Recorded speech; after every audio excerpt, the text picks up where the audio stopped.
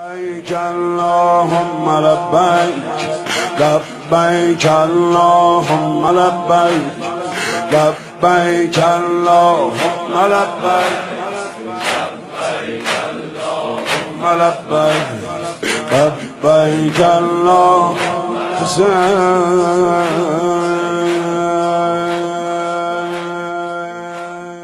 ہمارے پاس روایت موجود ہے، مولا امیر المومنین سے درود بھیجے گا محمد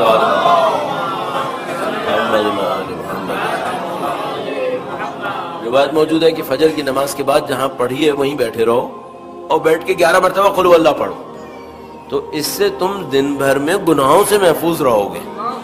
البتہ اس کی ایک سینس ہونی چاہیے، صحیح سینس ہمیں سمجھ میں آنی چاہیے۔ تو میں نے سوچا ٹھیک ہے، اگر میں قل ہو اللہ پڑھنا چاہتا ہوں تو یہ امپورٹنٹ ہے یا نہیں ہے؟ اگر روایت امیر المومنین کی ہے اور وہ کہہ رہے ہیں کہ دن بھر گناہوں سے بچ سکتے ہو، تو کم سے کم اتنا ہوگا کہ میرے اندر گناہ کی خواہش کم تو ہو جائے گی۔ اگر بالکل ختم نہیں ہوئی تو کم تو ضرور ہو جائے گی، امیر المومنین نے فرمایا۔ تو میں نے سوچا کہ یہ بینیفٹ اچھا ہے یا نہیں ہے، بڑا ہے یا نہیں ہے۔ مجھے لگا بھائی 24 گھنٹے زندگی میں گناہوں کی خواہش اگر 50% کم ہو جائے 11 دفعہ قل ہو اللہ پڑھنے سے تو برا نہیں ہے، سودا اچھا ہے۔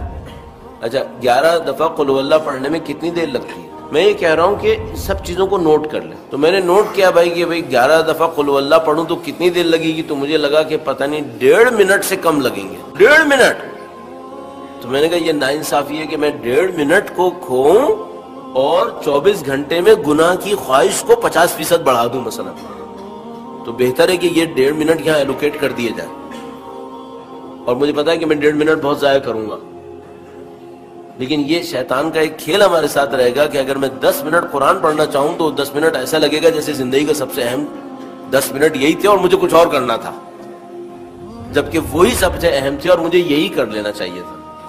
تو آپ اور میں اپنی زندگی میں آپٹیمائز کریں اپنے بینیفٹ کو۔